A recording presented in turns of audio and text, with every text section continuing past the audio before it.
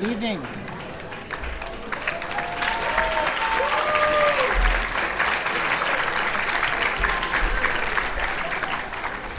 Can you hear me pretty well now? Nope.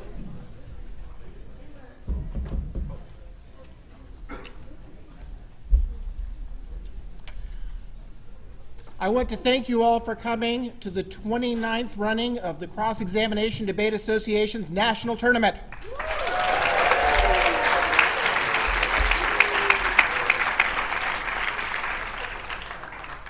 Before we jump into the main program for our Sunday night assembly, I have several people that I need to thank. The first of these is the person without whom I have no idea how I would be running this tournament, and that is Gary Larson.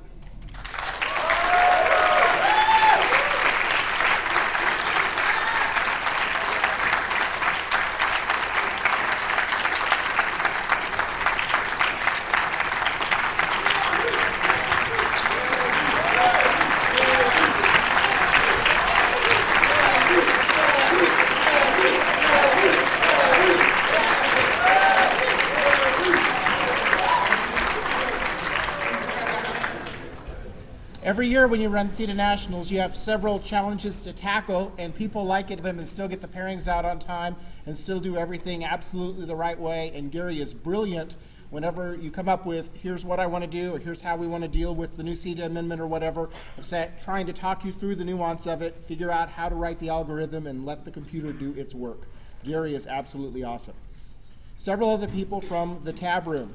Past presidents Catherine Rubino and Sarah Partlow Lefebvre were hugely important for my ability to kind of get my way through this tournament. They helped me point out some of the mistakes that I was making, prevented a few of them, but probably not all of them, and were just generally useful in making sure that rounds got going on time, etc. So Catherine and Sarah.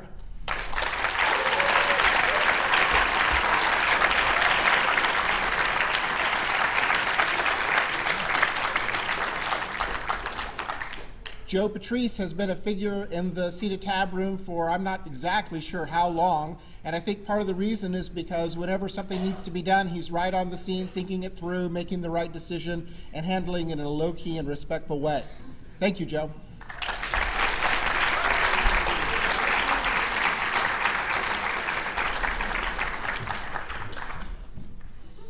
Paul Mabry, the first vice president, who will be doing most of the awards assembly tonight, has been instrumental. Every decision that I've been forced to make that I've kind of had to really think through, I've tried to run it by Paul so that we can kind of think these things through together.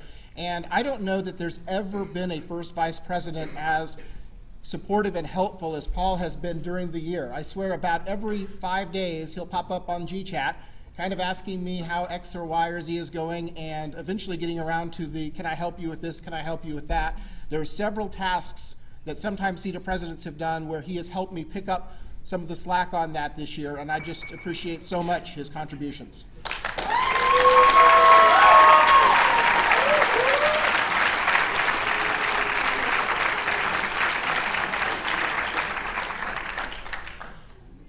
Mike Davis is awesome because when we had the first vice presidency, or the second vice president had to go on to deal with some other family things, he was willing to kind of dust it off, and after having been through the CEDA presidency, for whatever reason, was willing to put that on himself again. So I just want to thank Mike very much for all his effort.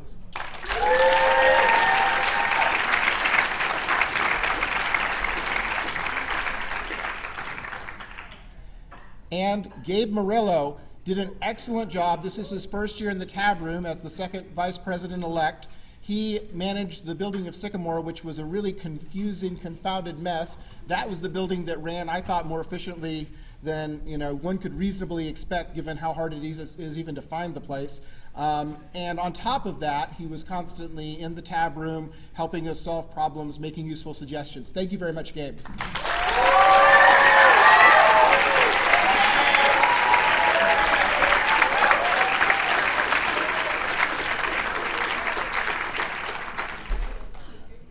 Jeff Jarman brings years and years and decades of experience to the CEDA National Tournament. He's not only been the executive secretary, which I believe is one of the hardest working positions in CEDA, but also just has a lot of sense of how we've gone about making decisions and helps us make sure we're thinking through all sides of things. So thank you very much, Jeff.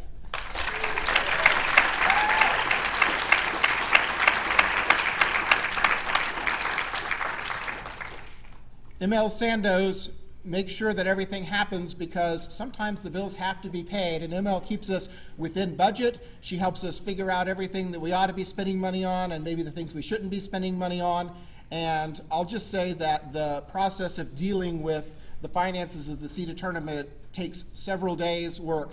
ML has also been of immense use in the organization in the role of treasurer going back the past several years. She's really helped us work our way through a lot of things. Thank you, ML.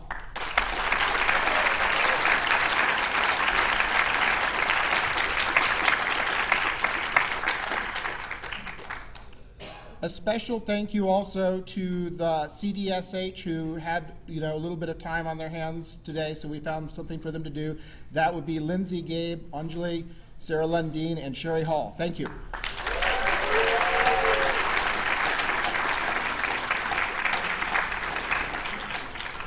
It may be a long walk to get there, but we can't appreciate enough the efforts that SPIA has made in helping us bring this tournament to Indiana and helping us get through all of the arrangements. So thank you very much for SPIA.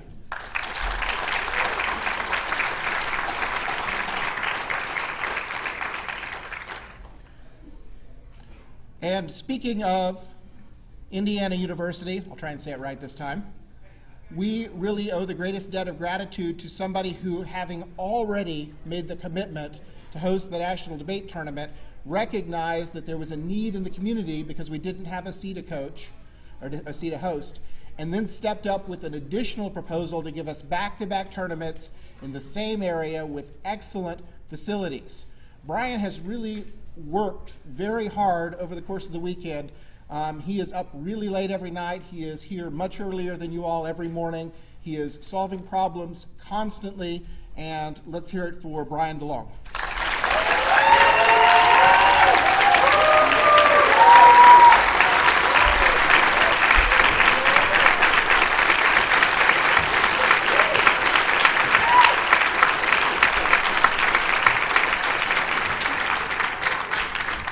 And Brian told me that he had a few other people that he wanted to make reference to, so here he goes.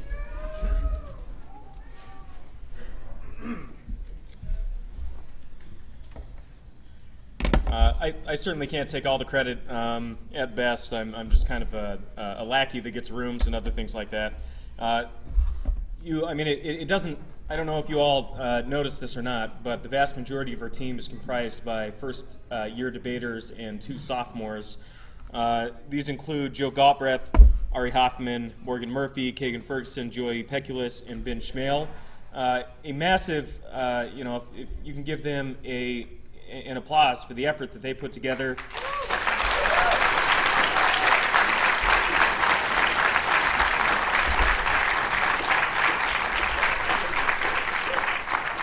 It means a lot that I can step away from the tab room and deal with various issues and know that all other important issues such as rooms, movement, shuttles, and things like that will be covered.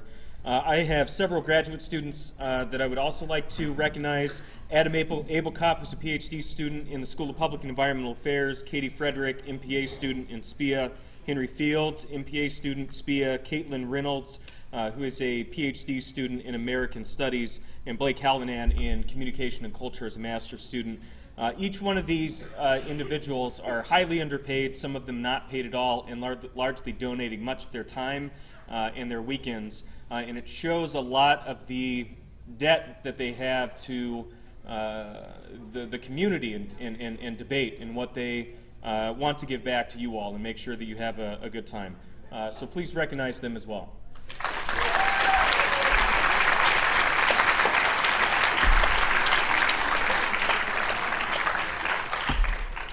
Finally, it's already been mentioned that the School of Public and Environmental Affairs has been essential for establishing our program. We were established essentially during a recession. While we're losing programs, for us to get debate here on campus, it's amazing. One thing that I want to say is that you should look forward to, if you're interested in staying here between the end of CEDA and the NDT sometime during Tuesday. I believe it's between noon and about 2. SPIA will be holding a reception for any debaters that are interested in hearing more about the program. A post is forthcoming. Monday night, all right, so tonight we have the CEDA party. Many of you are looking forward to it. That wasn't a lot. All right. Monday night, we actually have a host bar facility, bar and grill. Nick's. Okay, some of you have already been there. Some of the coaches who had some rounds off, if you were the lucky few. Nick's is based in, is stationed on Kirkwood, which is just right through the sample gates. From 7:30 on, they have an area for anybody that's under 21, so 18 to 20-year-olds. We will be live streaming the semifinal. I mean, wherever we'll be by that point, who knows? But whatever debates are going on at the time, semifinals and finals, we'll be live streaming them in those facilities. So if you're looking for a place to eat and some television screens to watch the debate away from this facility, Nick's is the place to go. There's also a 21 and up area that'll be upstairs. You'll get the run of the mill. So, finally, arts and sciences. You know, the integral relationship between arts and sciences and the humanities and debate has been essential for the existence of debate across the country. A&S has provided us with a large percentage of our travel budget, and John Lukatis, as the Associate Dean of Arts and Sciences, a former debate coach for the University of North Carolina, let's bring that program back sometime, also needs to be recognized as well.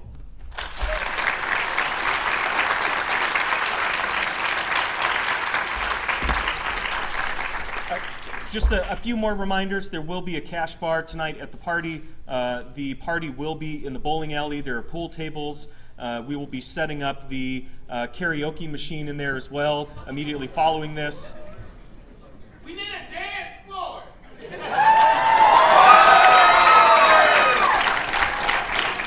champ. Say it again. Defend the champ. All I ask is that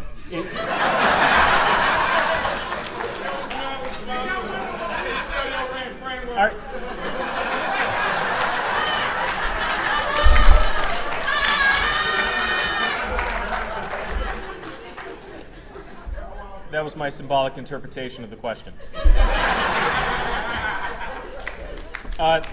All I ask is that since it is a cash bar, again, this is a highly frequented facility. There will be a lot of undergrads that are walking around tomorrow, that we do keep any alcohol stationed within those rooms. If you do have rooms in the IMU, you are more than welcome to bring any sort of alcoholic beverages into your personal rooms. But if we can keep it out of these areas out here, that would be very helpful for us. And I appreciate any help that you can provide us. Have a great time tonight. Enjoy Bloomington. Thank you again for coming.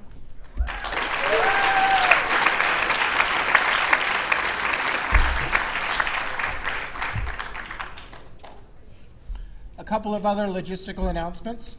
As mentioned, it's the bowling alley, and it does have some areas to dance. It is down the first floor, right down that way, and we have it until 2 a.m., and it could be awesome. Next thing is the rounds tomorrow are all in the IMU. Most of the rounds are in rooms with the names of trees, which are down that way on the mezzanine level. There are also some larger rooms that we'll use. We should be able to hold on to teams with higher seed positions staying stationary up until the final round, because the final round will be in this auditorium. And tomorrow morning, Gary will release the pairings at 7 a.m. You need to make sure, if you're competing in the octafinals, that you've showed up and are ready to flip by 7:15 in the morning, because otherwise you're kind of asking the tab room to come around and conduct the flip for you or in your absence, and that may not be your preferred way of dealing with it. With those announcements out of the way, I want to turn the floor over first to Jeff Jarman, who's going to speak to sweepstakes, and then to Paul Mabry, who will do all of the rest of the awards in the assembly.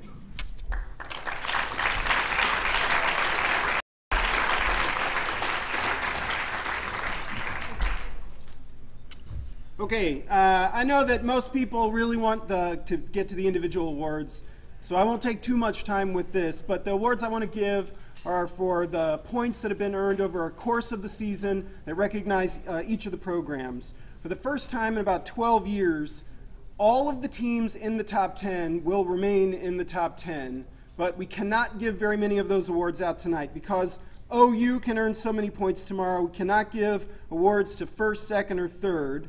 Because KU and Wake are both in the pool still, we cannot give out 4, 5, or 6. And because KCK is still in the pool, we cannot give out 8, 9, or 10. But with that, we can recognize 7th place in the nation, Harvard.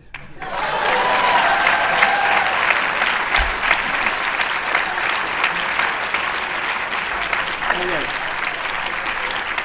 Right, they're not here. All right, I'm going to do this when they're not here, and that way we don't have to clap for them. They won't know we didn't. Will you announce for pictures they should come over here? For pictures, you should go over there. Anything else? Awesome. Okay, the regional awards. North Central in 3rd place, Minnesota.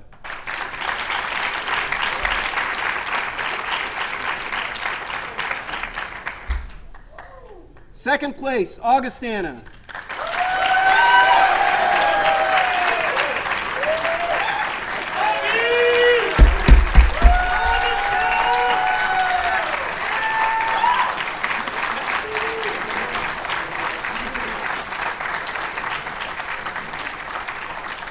And first place in the North Central region is Northwestern.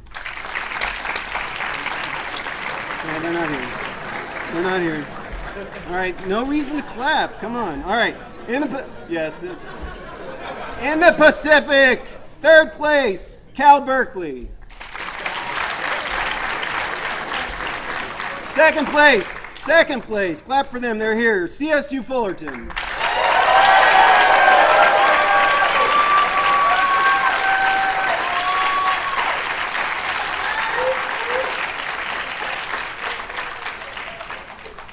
All right, and first place in the Pacific is Fresno State.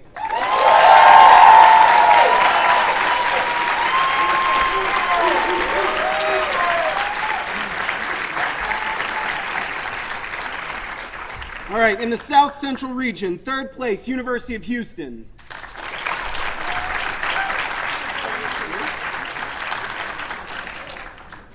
Second place, the University of Texas San Antonio.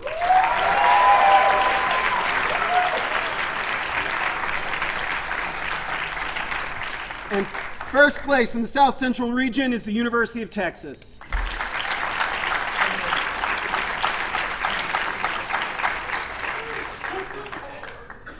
Are they here? No, is Texas here? Oh, then they are. That's pretty good. Okay. East Central. 3rd place, Wayne State.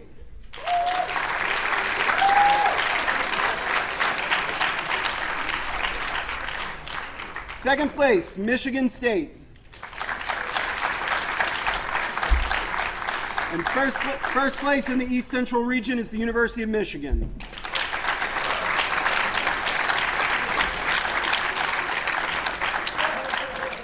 In the Mid-America region, 3rd place is Lindenwood.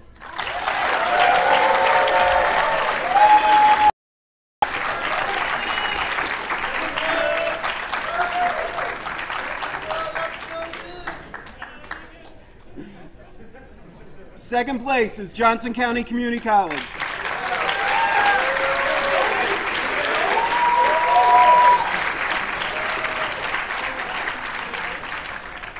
And first place in Mid-America is Central Oklahoma.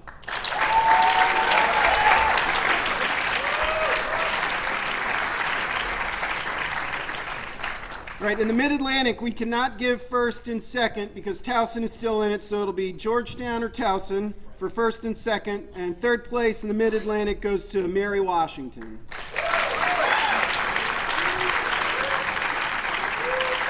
They're not here. All right, they're not here. Same thing in the Northeast. We cannot give first and second because Rutgers is still in it, so it'll be Rutgers and the U.S. Military Academy in first or second, depending on how it goes tomorrow, so clap for them. That's good.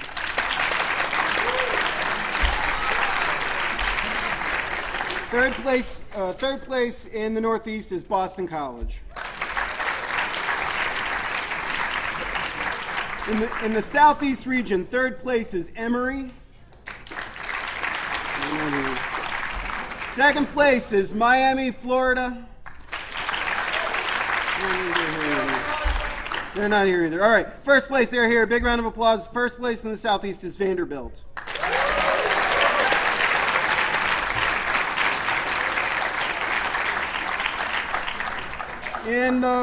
Last region is the West, and we cannot award any of those, but some of the schools are here. Depending on how Wyoming does tomorrow, we will give awards to either Whitman, Weber, and Wyoming. They're your regional awards.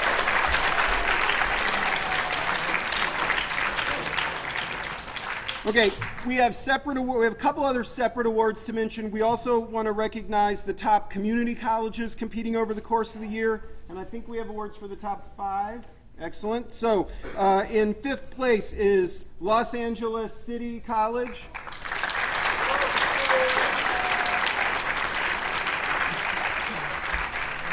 Fourth is Southwestern. All right, now the next 3 are here, so let's be sure. Third is Los Rios.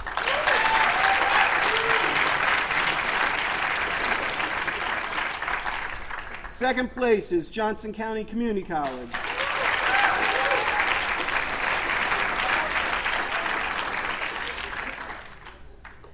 And the top community college in sweepstakes this year is Kansas City, Kansas Community College.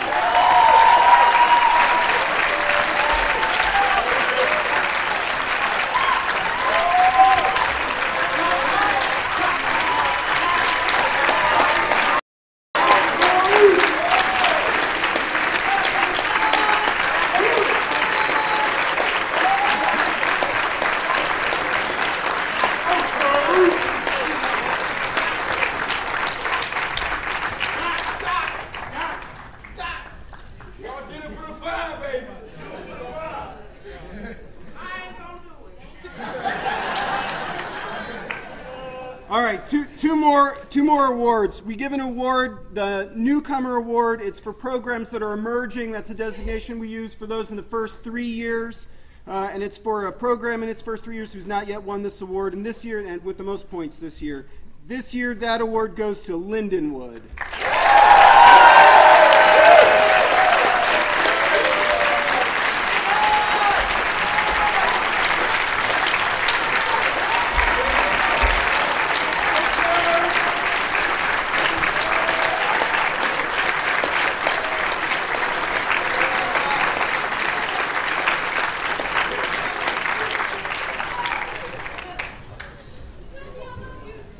All right, last award we want to give out based on kind of combined sweepstakes over all of the years. We give the Founders Award to the program that accumulates the most sweepstakes award since the beginning of time, or 1986. And then once you win it, you go back to 0. And so this year's recipient of the Founders Award is the University of Texas, San Antonio.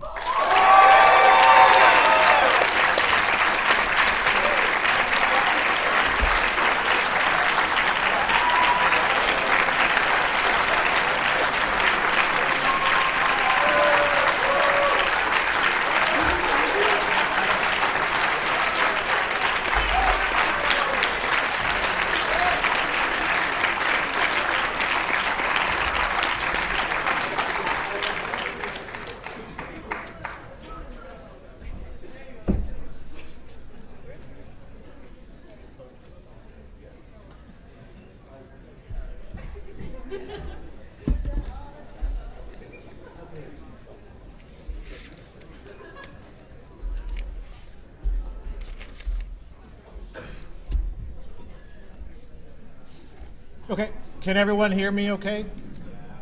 Excellent.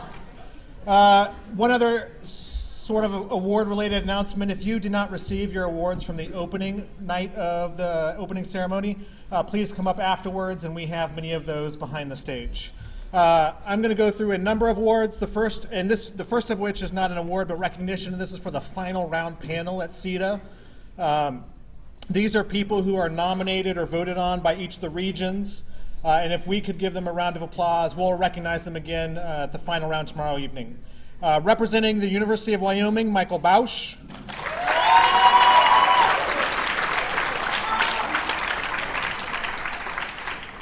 Representing Indiana University, Blake Hallinan.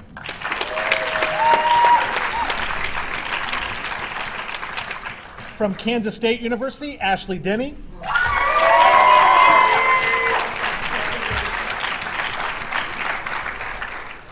Andy Monty from the University of Florida.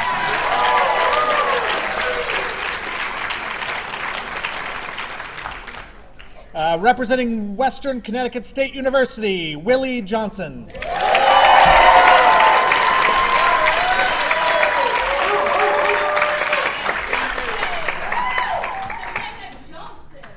Last but not least, former CEDA champion, Beth Mendenhall from James Madison University.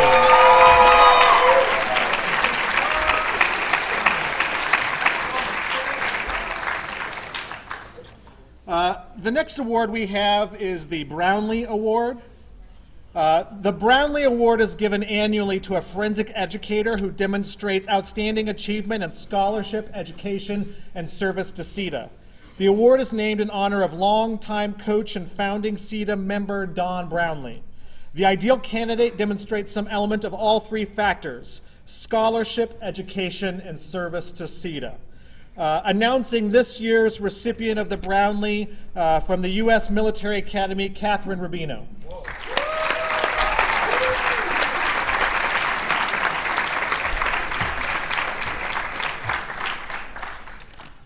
Hi, everybody.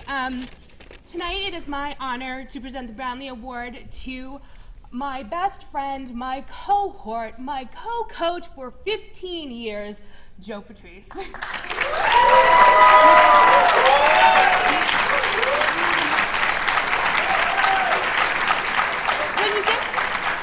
you get to be an old man in debate like Joe, there doesn't seem to be a lot left to do. You've done everything, seen everything. That's why nights like tonight are so special, because we get to take a break from the competition, even if it's only for a moment, and say thank you to all the people that make debate worthwhile, that we don't get to say thank you to on a day-to-day basis. Joe's service to CEDA stands out as exemplary. It would be easy for me to rattle off the positions that he's held, the meetings he's attended, or the work he has done to demonstrate his love for the Cross-Examination Debate Association. But I think the point is more poignantly made with a quick story. Joe was diagnosed with heart disease in 2005 and had to have a pacemaker implanted. And it was during this hospital stay that he first told me he wanted to run for the position of CEDA president.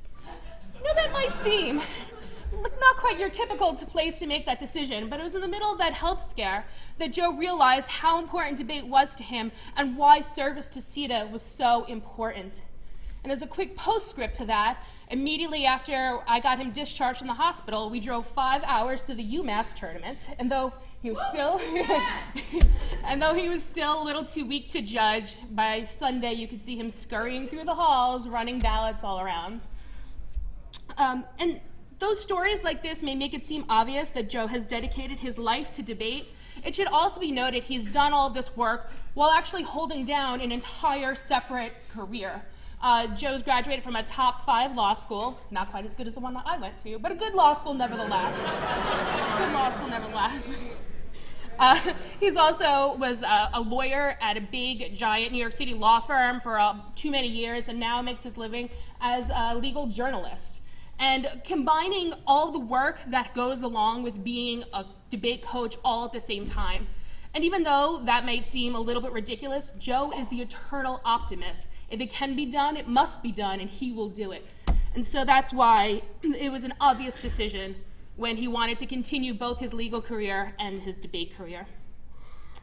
As the Brownlee Award is sort of a lifetime achievement award, I'd like to take a few moments to play a little game of This Is Your Life, Joe Pa, and read some small excerpts of the samples of letters that we've gotten in support of Joe's nomination for the Brownlee Award. There were actually 16 letters written, and I was surprised as anyone that many people had nice things to say. But here's a few quick words. From Ricky Garner. Joe Patrice was not only integral to our success in debate, but to the creation of a community in which debaters of all types could thrive and learn. The community that made it so that it didn't matter if you won or lost, and it didn't matter if you were an 8th-year senior preparing to debate in the finals of CEDA Nationals, or if you were a novice who might just debate for a semester. With Joe, debate was for everybody. Debate is for everyone. From Samantha Godby.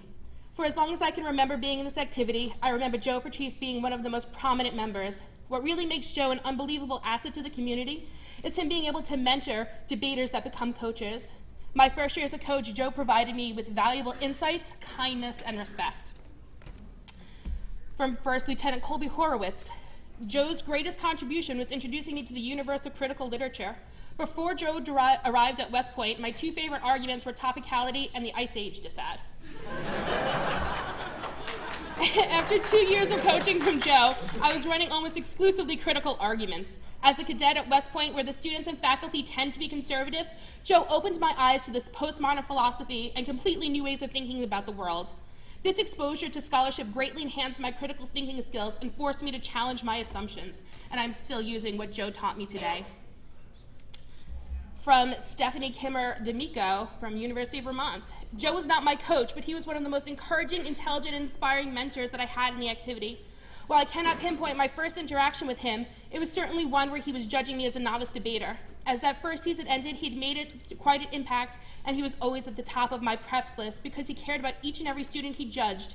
He always explains his decisions in details and offered unique insights to the arguments discussed. From Andy Liu. When I met him, I realized he was a debate junkie, and this was a time in my career when I needed someone to share the same enthusiasm as I had for the mechanics and dynamics of all types of debate arguments. While I was busy figuring out what kind of debater I wanted to become, Joe was willing to entertain any question, regale us with stories of endless rounds where he said arguments had come up before, and nudge us towards our strengths while helping us fix our weaknesses.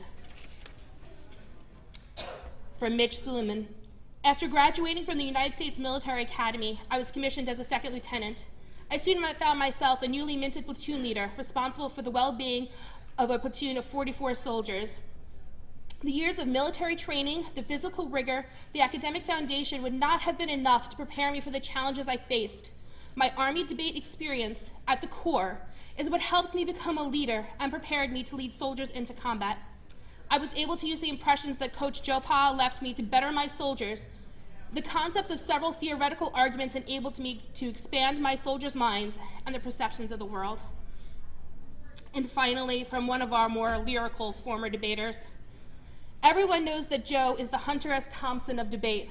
Impossibly energetic, involved, sympathetic, drunk, but also hilariously irate, scornful, aloof, profoundly and incisively intelligent. He's also somehow Hunter S. Thompson's attorney, who in moments of hesitation or self-doubt can always be counted on to say, as your attorney, I advise you to drink the entire contents of this bottle immediately. Put another way, Joe is an addict, a debate addict. He isn't addicted to competition, though that obviously thrills him, but rather to debate as such. He loves the rigor, the tempo, the heartbreak and heart song, the pedantry and sincerity, the people, the people, the people. His addiction is charming and contagious. And so with that, I'd like to end in the immortal words of the Golden Girls. Joe, thank you for being a friend, not just to myself, but to the entire debate community.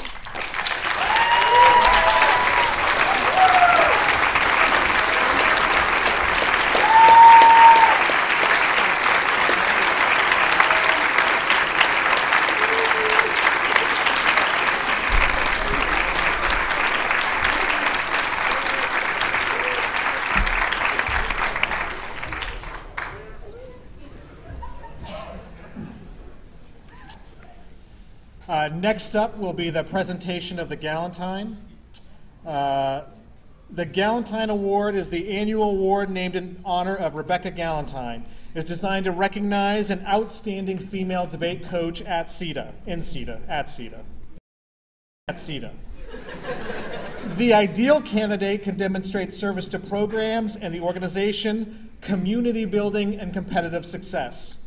To introduce this year's recipient of the Galentine Award is Paul Johnson from the University of Pittsburgh and Gabe Murillo from University of Oklahoma.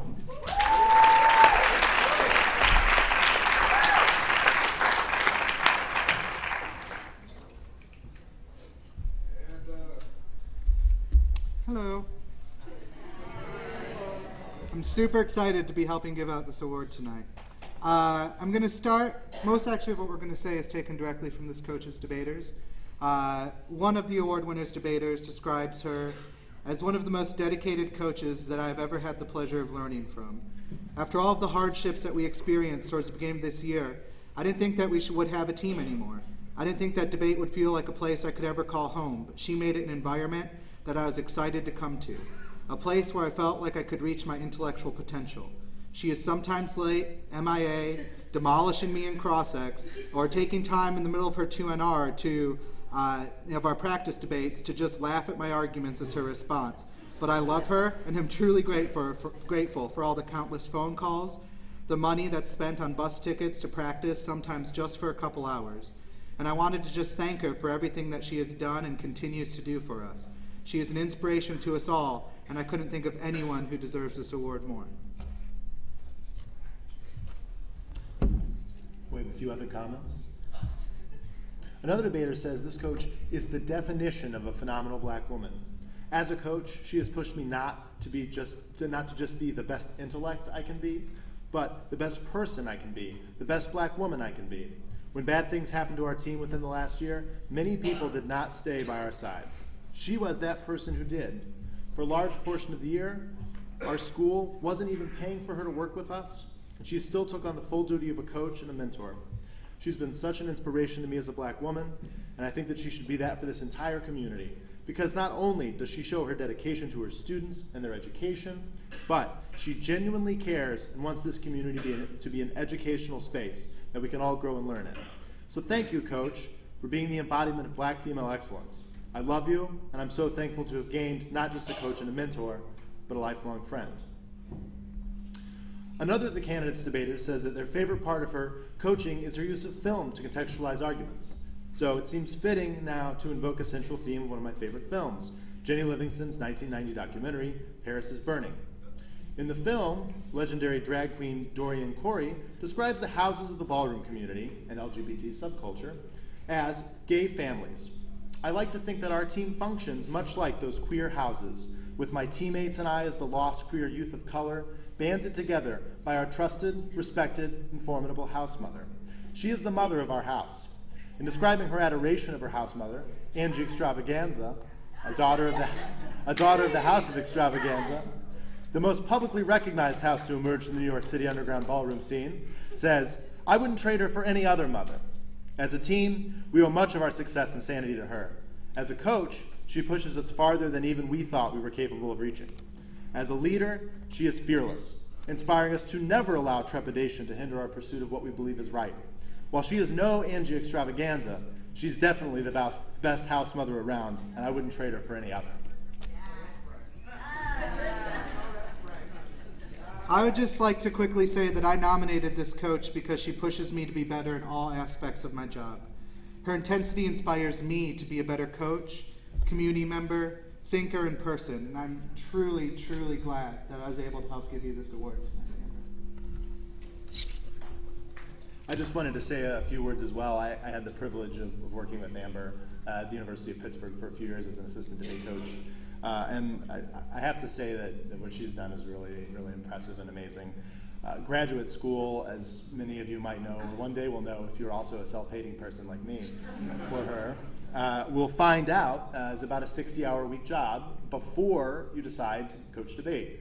And if you decide to coach debate on the other side of basically the state, and for basically no compensation, when people that you care about and you love are in a position and situation where they may not have any other person to help them out, what you're doing there is doing something really incredible for other people. And it's very difficult, and it's been really meaningful for me since coming to the University of Pittsburgh to see how Amber's grown as a person, and most importantly, how she has helped me and other people that I work with, and the people on our debate team, and the debaters at Towson, and everybody in this community grow. So thank you, Amber.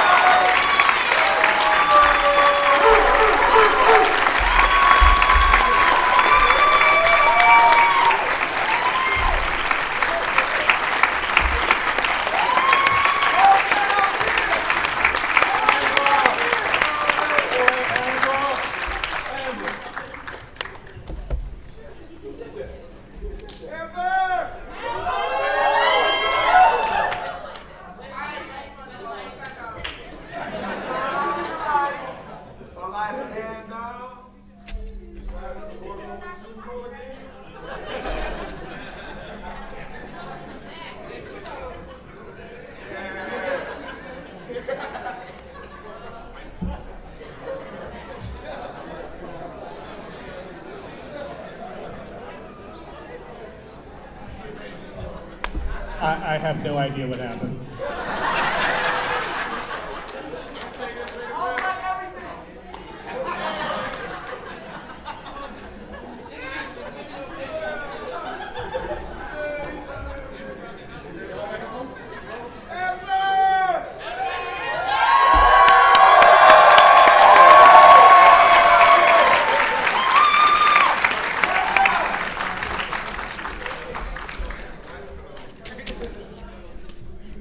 The next series of awards and recognition will be for the triple octafinalists.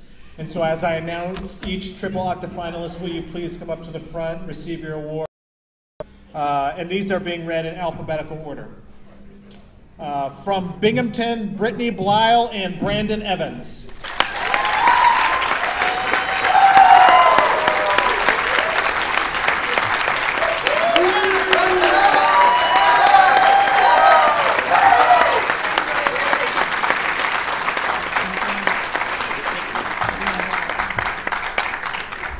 Also from Binghamton, Jesus Seppin and Lenny Herrera.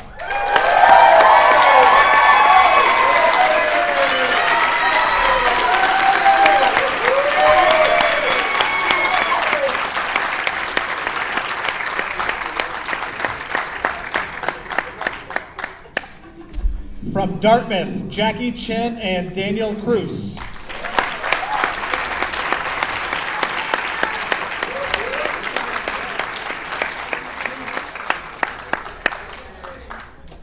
Also from Dartmouth, John Martin and Nick Mullinger.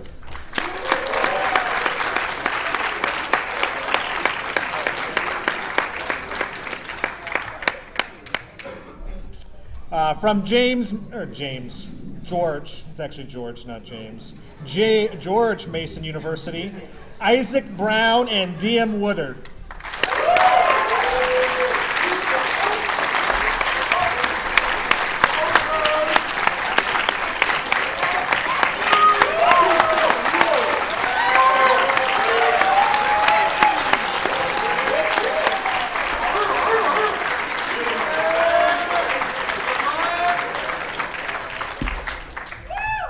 Now we get to James.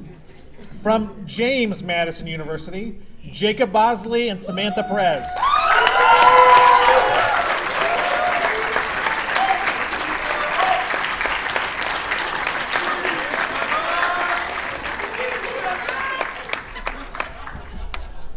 Also from James Madison University, Nick Lepp and Ellie Miller.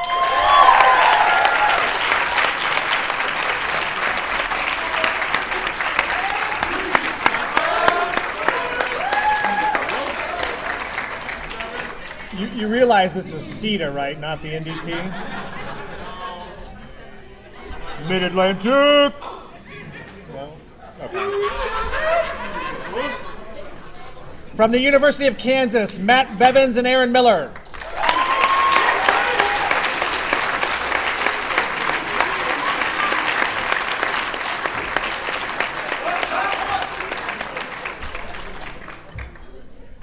Also from the University of Kansas, Amit Vathla and Madison Cook.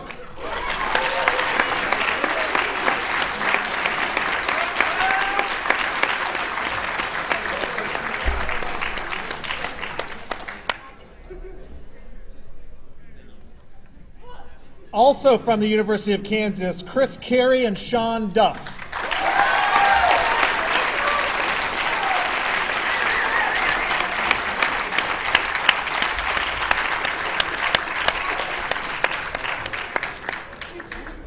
Also from Kansas, Chris Carey and Sean Duff.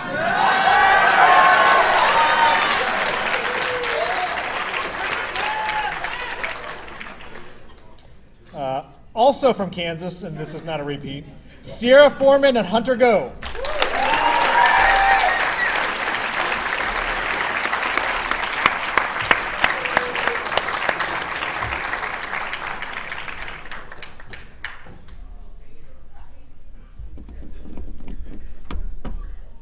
Representing the Jayhawks one more time in triple octafinals is Bradley Harris and Peg Weffel.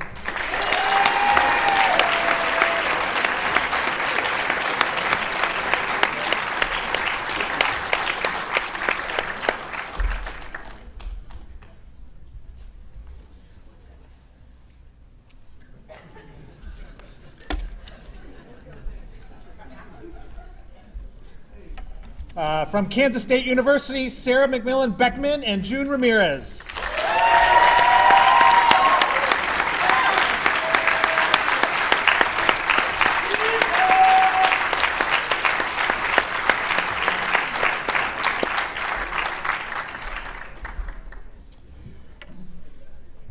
Representing Liberty, Alex Holgan and Rick Miller.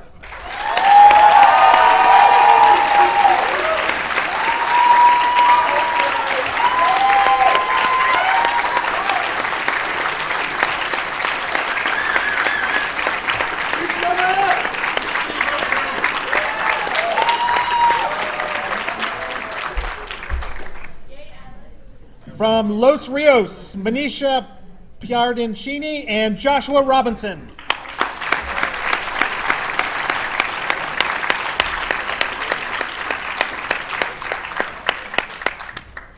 Representing the University of Michigan, Rishi Batra and Callie Chappelle.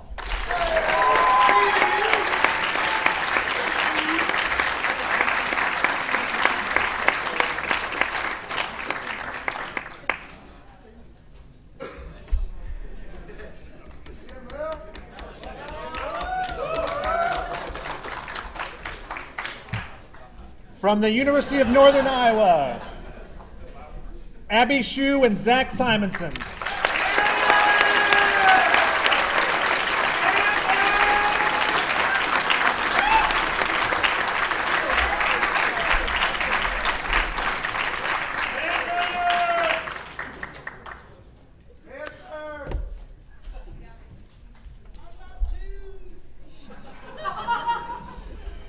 From New York University, Ken DeJohn and Bobby Zan.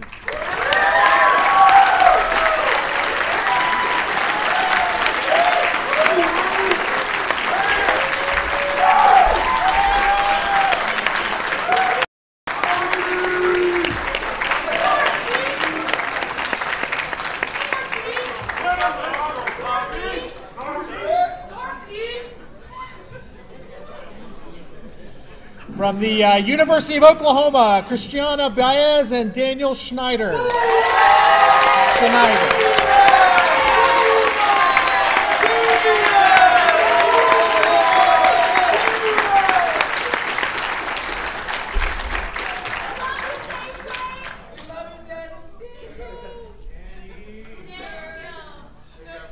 Also from Oklahoma, James Childs and Gareth O'Brien.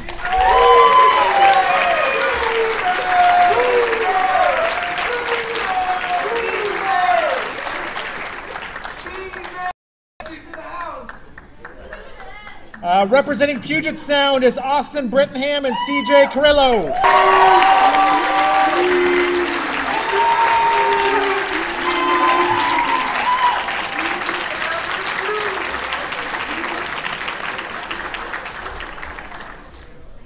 From the University of Southern California, Bob Overing and Clara Perk.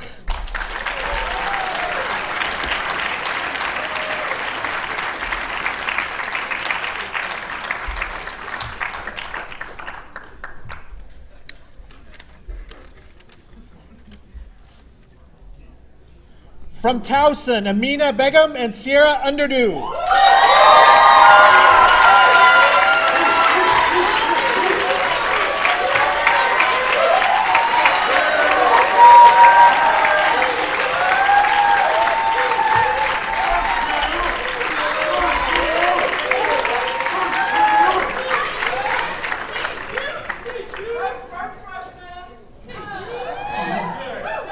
Representing Trinity, Nathan Rothenbaum and Maggie Solis.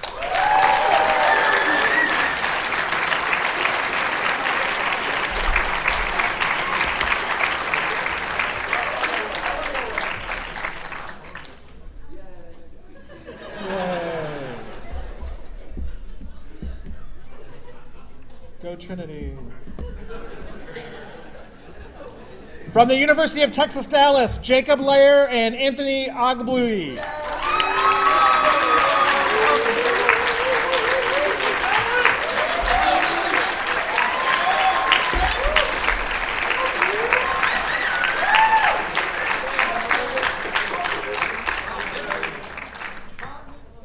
From the University of Texas, San Antonio, Alexis Morales and Edwin Pliates.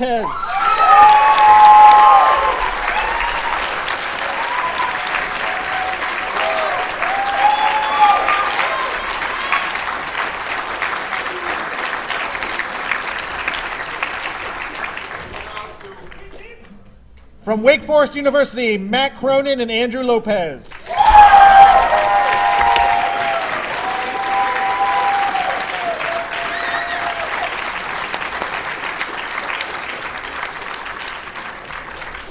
From Wayne State University, Jeff Nagel and Andrew Worth.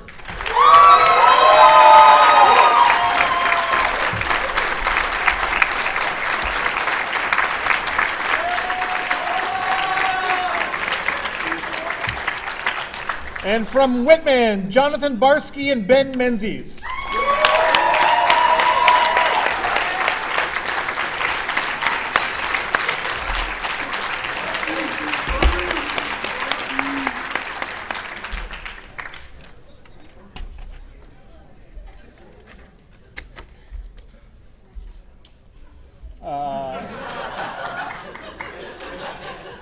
Round of applause for all of our CEDA triple octafinalists.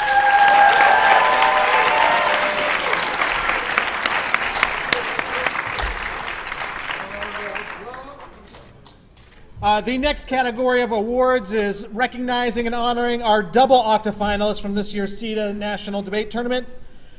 First up, from Fresno State University, Sierra Hawley and Candace Tate.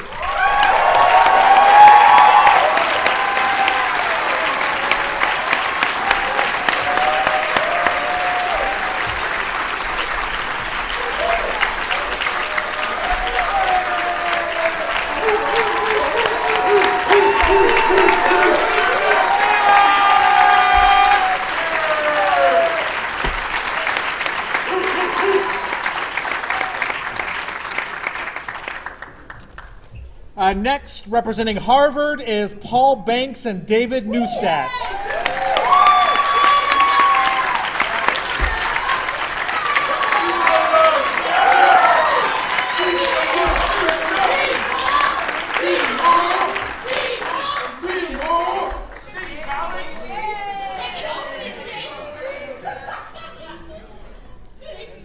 Representing Idaho State University, Kendra Doty and Mateja Ivanovich.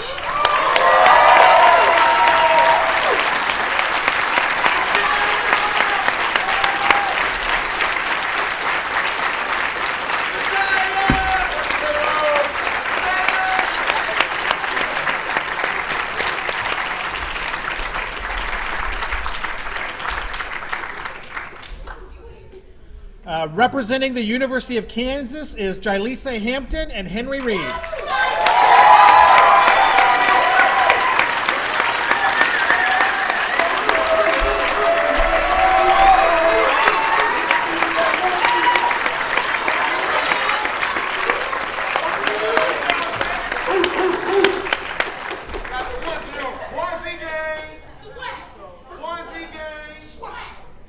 From Kansas State University, Kyle Cluckus and Michael Mays.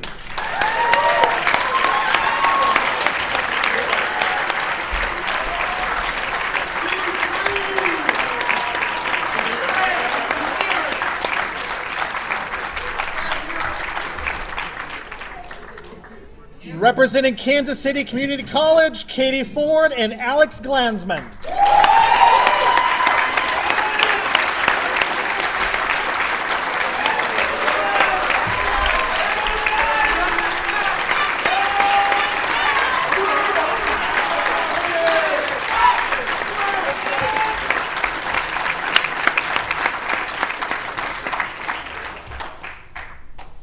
Representing Liberty is Vita Cheery and Megan Edwards.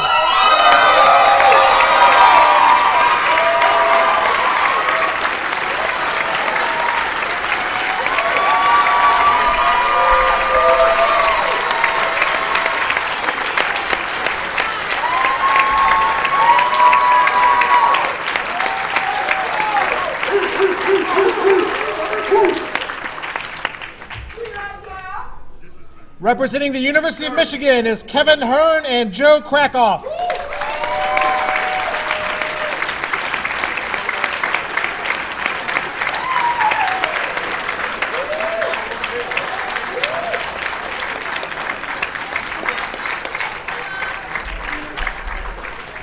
Also from Michigan, Dustin Myers-Levy and Will Morgan.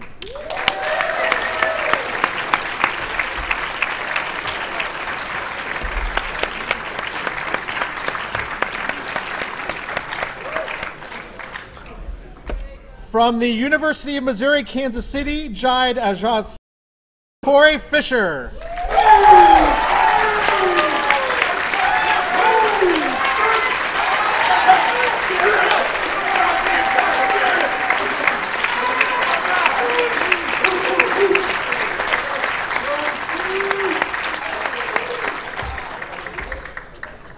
From Missouri State University, Jeff Bess and Wes Rumbaugh.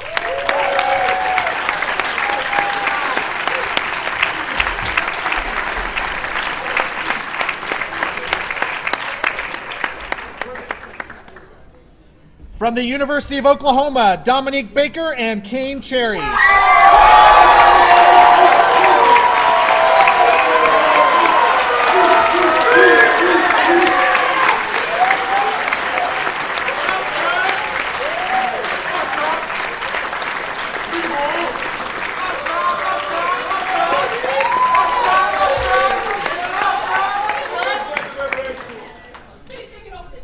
Also from Oklahoma, Leah Maddie and Stormy Massey.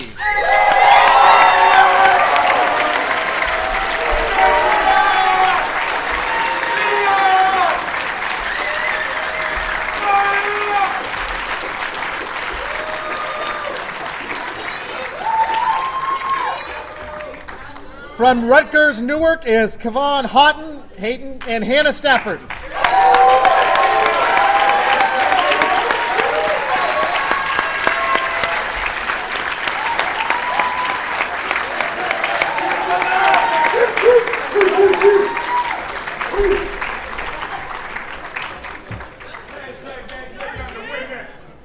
Representing Stanford is Suki Galati and Ella Lowry.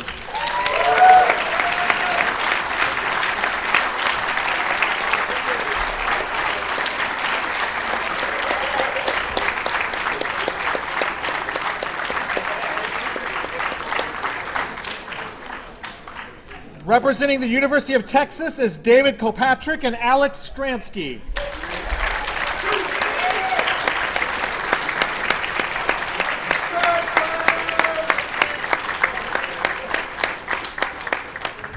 Those are all of this year's CEDA double octa finalists. One last round of applause, please.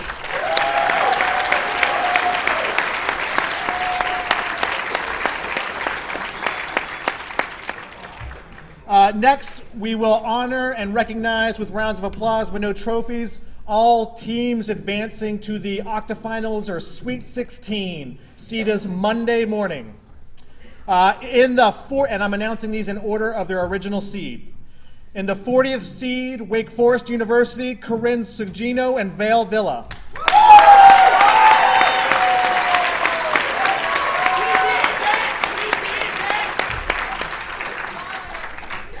In the 34th seed, from the University of Kansas, Nick Katri and Addison Shield.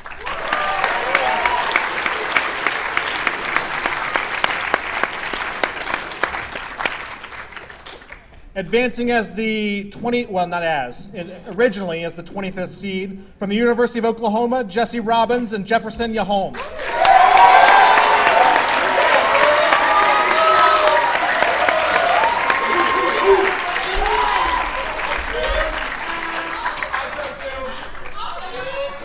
Originally the 21st seed, Central Oklahoma, Austin Vance and Michael Yost.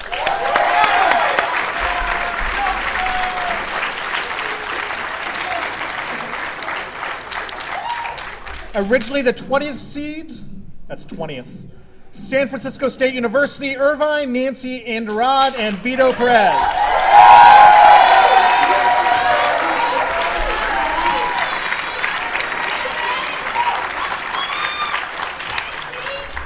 Originally the 16th seed, from Towson, Troy Thomas and Kevin Whitley.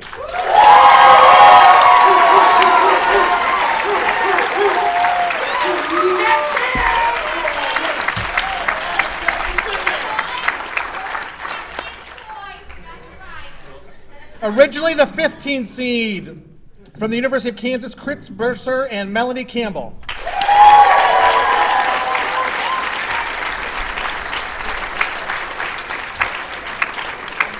Originally the 14th seed from Kansas City Community College, Matt Cassis and Brian Gonzaba.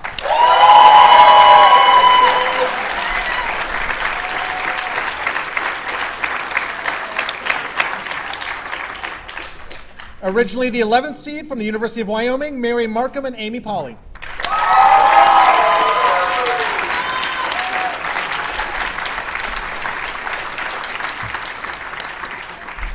The 10th seed originally from Louisville, Michael Barnett and DeSarah Lattimore.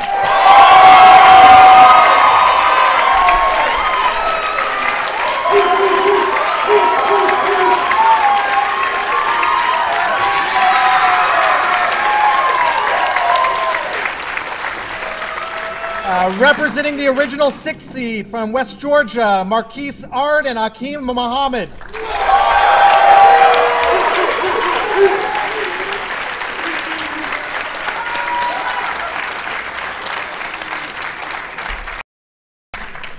The original 5 from Vermont, Taylor Brow and Kyla Broughton.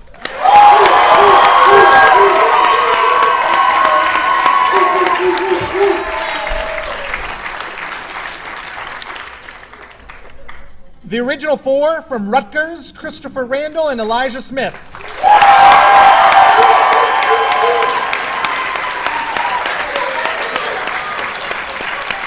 And 1/2 of the defending CEDA champions. No love for the former CEDA champion.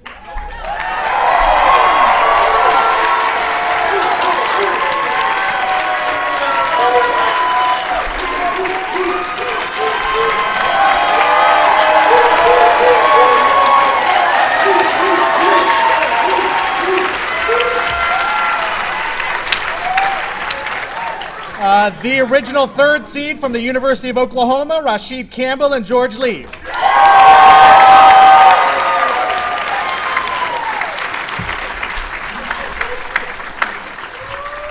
Advancing to octafinals at the 2014 CEDA National Debate Championship as the #1 seed is from Towson, Corey Johnson and Amina Ruffin.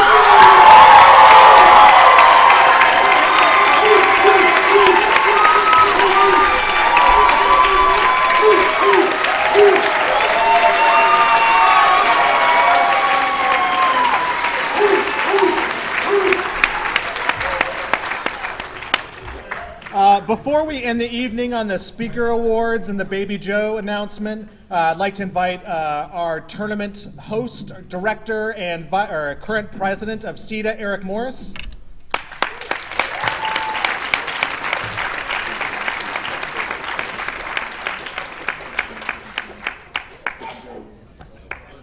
You want to? Okay.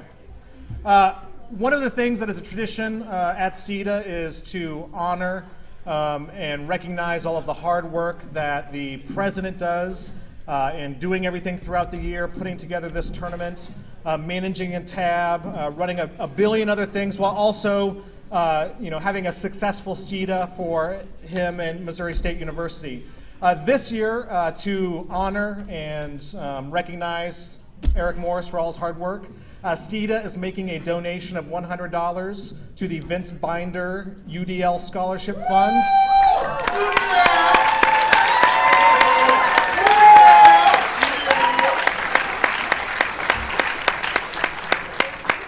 And really one last rowdy, raucous round of applause for Eric and all the hard work he's done over the weekend.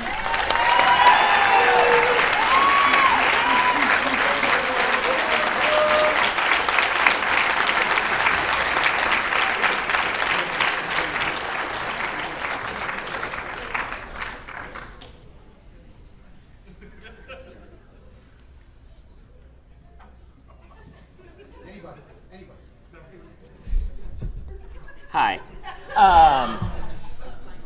We had a major mistake here, but we are going to fix it as best we can.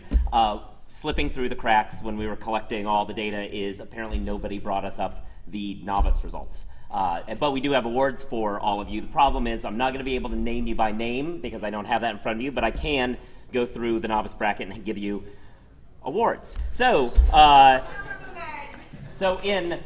yeah, you'll know the names, you can yell them out. So in quarterfinals, Liberty JW.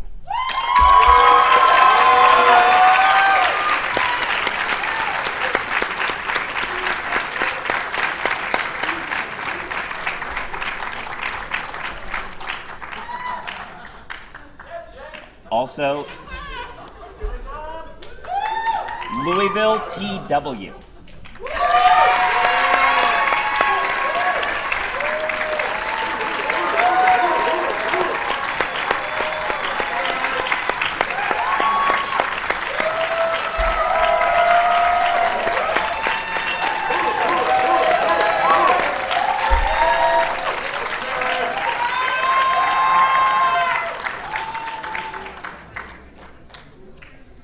Florida DM.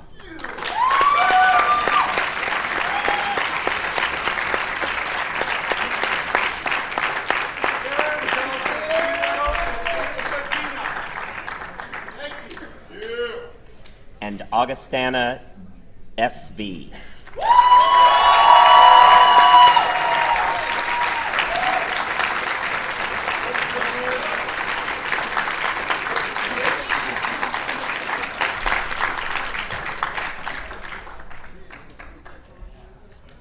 In semifinalist resulting from a walkover, it looks like, is Liberty KP.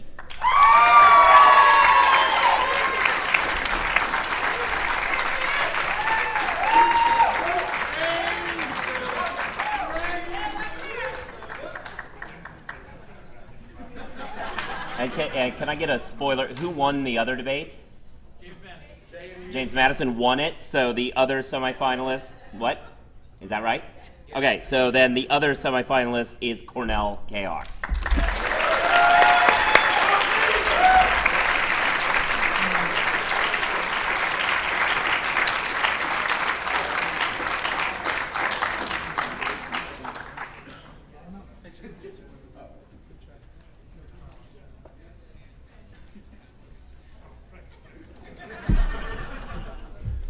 Irmo, I thought you were going to do something. Did you disappear?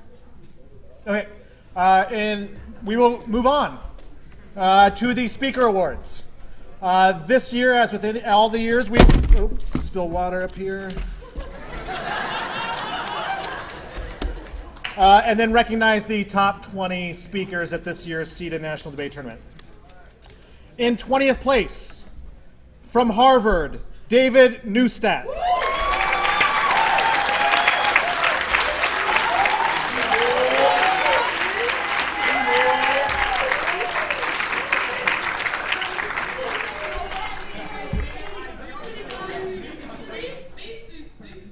In 19th place, from the University of Michigan, Will Morgan.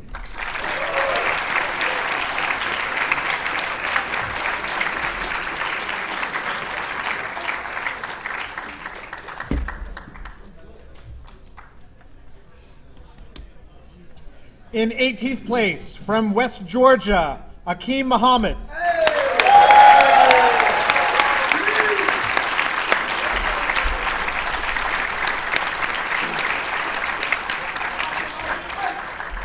The 17th speaker from Binghamton, Trevor Reddick.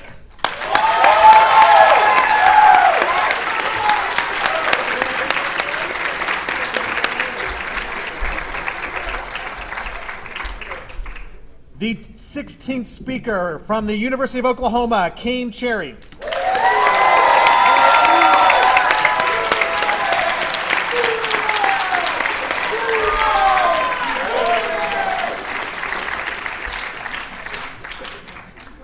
The 15th speaker from the University of Michigan, Kevin Hearn.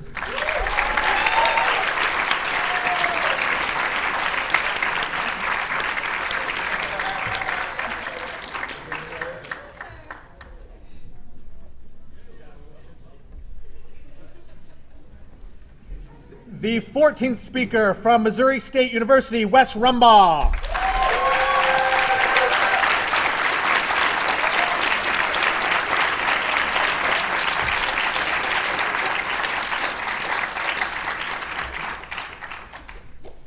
Lucky number 13, representing the University of Oklahoma, Chris Leonardi.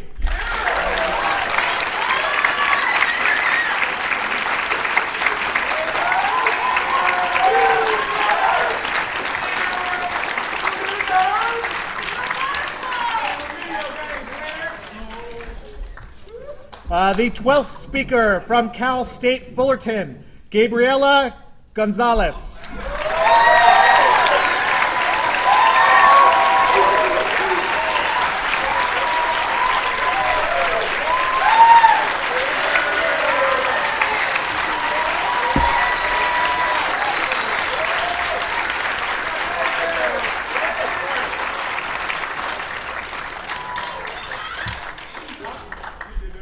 The 11th speaker from the University of Texas San Antonio, Alexis Morales.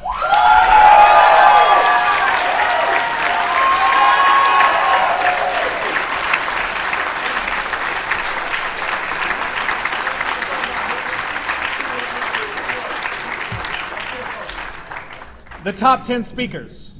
In 10th place, from Vermont, Kyla Broughton.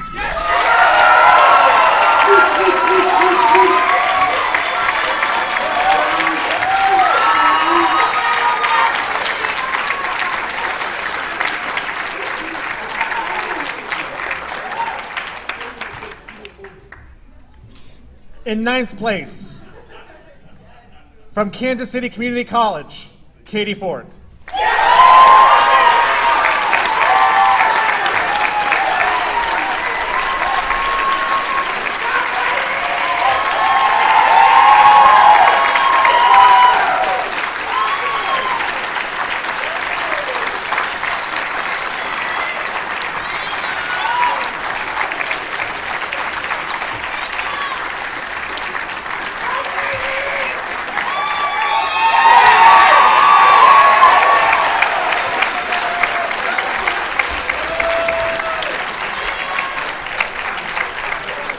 In 8th place, the 8th speaker from Louisville, DeSarah Lattimore.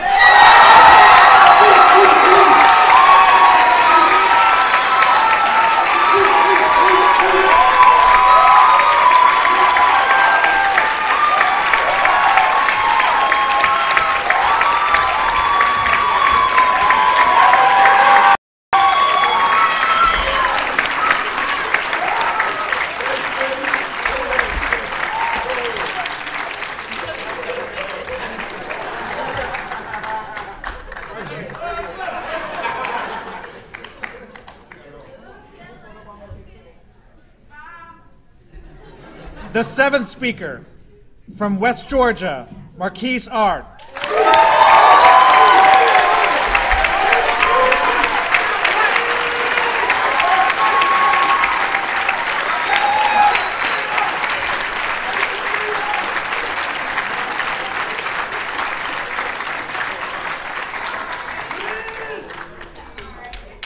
Your 6th speaker at the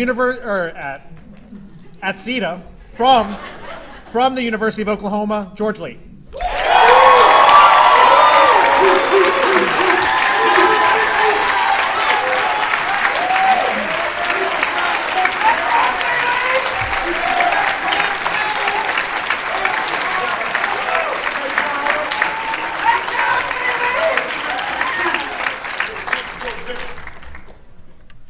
The 5th speaker at CEDA from Rutgers, Christopher Randall.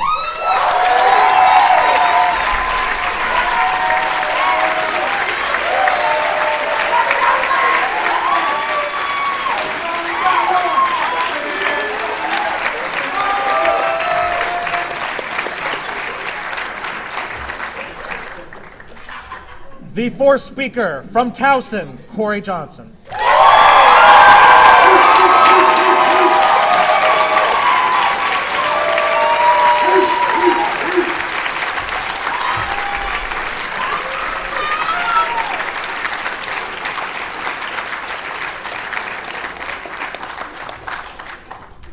The 3rd overall speaker at this year's CEDA National Tournament from the University of Oklahoma, Rashid Campbell.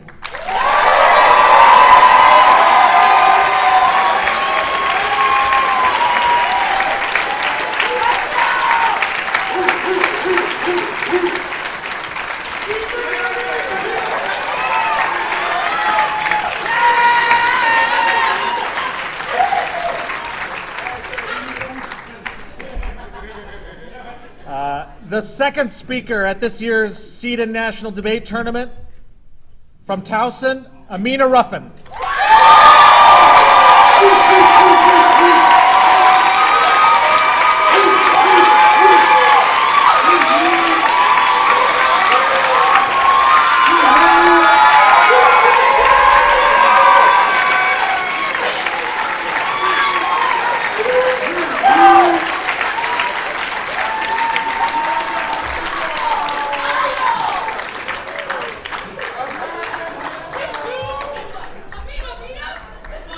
At this year's CEDA National Debate Tournament, we had, I think, over 170 teams, right around there? So twice that is like 200, 340 people. A lot of people. A lot of really good debaters. This year's top speaker at the 2014 CEDA National Tournament, from Rutgers, your defending CEDA champion, Elijah Smith.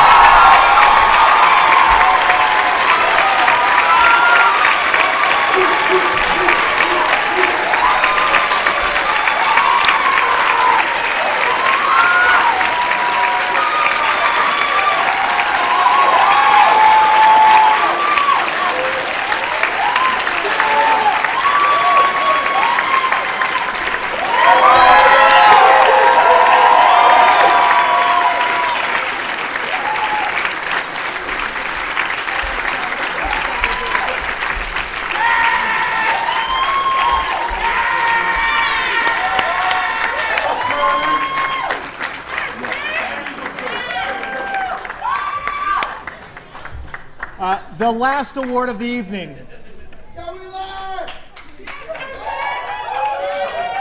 One more round of applause for all speakers at CEDA.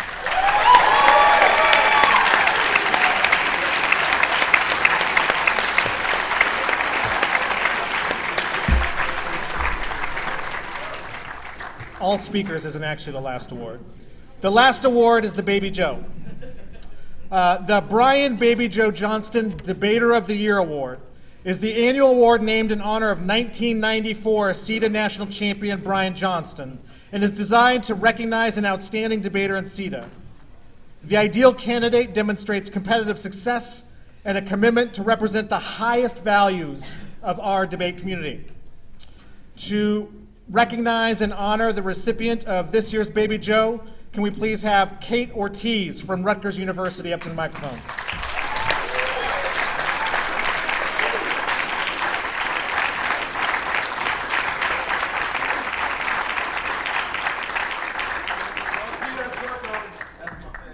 That's a black man right here.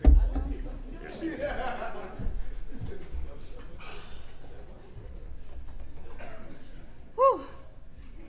What a weekend. Can y'all hear me? I got you. It's an honor and a pleasure to really be presenting this award. Really, I've been with this program for almost a year already, and it's been a phenomenal experience. So I said I had a speech prepared, but I'm not going to read. I'm just going to read. This year's Baby Joe Award goes to Elijah Smith.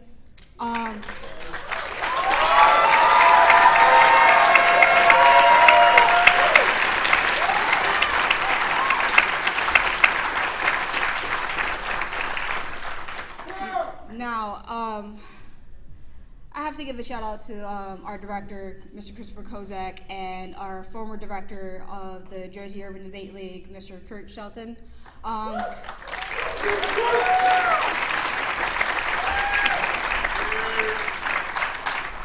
Because in all seriousness, I think both of those individuals could really attest to the really academic accolades and competitive success that Elijah has made throughout his entire debate career. I could only speak to probably like a microcosm of the amount of work and dedication he's put in, both activism-wise, academic-wise, and both competitive-wise in this little competition we call a debate. It really says a lot of a person who engages in activity not as a way to spew a lot of arguments, do a lot of research, but it says a lot more when we make the space like a home, a place that we all feel welcomed. And Elijah has done a lot in order to engage that. And, you know, it says a lot when you come into like debates and not really like say hello, but like it's a lot. There's a lot more when you go into a room and you give them a handshake, ask them how they're doing, how was your day, because it goes a long way. And those little things that Elijah has done throughout his debate career, and he's like made countless of like friends because of that, and like making the space a lot more like welcoming. Because that's what we really need in this like community. It's a space that we can all come in and feel welcomed, especially when we are at a time where really we're at our toughest time, where we say like we're not really where debate's not really a safe space. And you know, his work with like the Jersey Urban Debate League, when we have like minimal resources for coaching, and we have a lot of dedicated students who are willing to put in the work and are willing to go the extra mile to achieve that academic, like that competitive success that they really like are hungry for. And Elijah has done tremendous a lot of work with his students, not only in the Juddle, but also like on a national scale, where he's like where we've seen debaters make it to like late elimination rounds at one of the most prestigious tournaments, and qualified one person to go to the TOC in Lincoln Douglas. And that says a lot when you just like extend an email, make a phone call, send a text saying, hey, do you need any help? Because that's what we like, and that's what Elijah has done. And that, I really believe, is what part of like this whole award is. It allows us to like see debate more than that. It's more than being competitive, but it's more, and like, you know, it's more than just making a safe space for like, you know, our subject positions, but also like different subject positions for those who are indigenous, those who are people of color, those who are women of color, those who are, you know, who need accessibility in these debate spaces, you know. And that is what Elijah really accumulates in this sense. And it says a lot when you kind of like decide to like take the leap of faith in order to like go and transfer to a school and put in the extra mile and put in the extra work to become and, you know, be the 2-time national championship in one semester, just by that mere transferring that leap of faith. And that, I believe, that kind of goes into inner strength and believing that you could really put in the amount of work that really pays off, because now not only have you put in the work, but now you have a community, a family, and that's what it is. Accumulating a family to making debate a real safe space for everyone in this particular community. And for that reason, I would like to give the Baby Joe Award to Mr. Elijah Smith.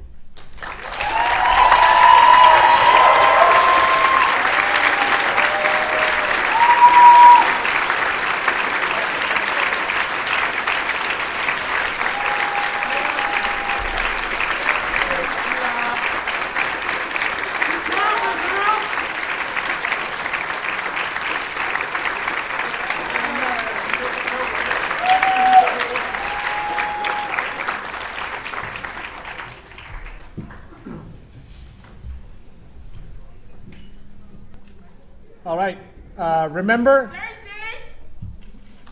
that tomorrow morning octafinal pairings are released at 7 a.m. You need to be present to flip by 7:15. Right now, it is 9:25 a.m. Eastern Standard Time. There's a party in the bowling alley. It's open till 2 a.m. Have a good time. Go CEDA!